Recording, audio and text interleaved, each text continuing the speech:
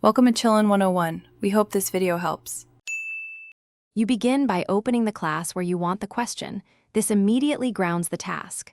Once done, choose the question type, multiple choice for quick checks, short answer for reflection, because format shapes responses. Make sure to gather any resources or a rubric so students know expectations.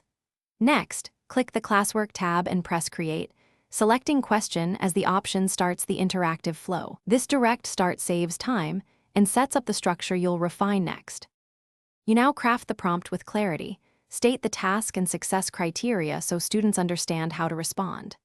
Next, attach supporting files or links and assign points, due date, and topic.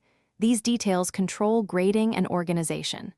Use the drop-down to allow private comments or require students to submit individually, because settings affect collaboration and privacy.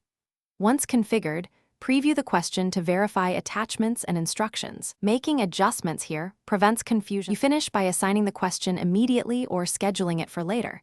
Pick Save Draft if you need a final review.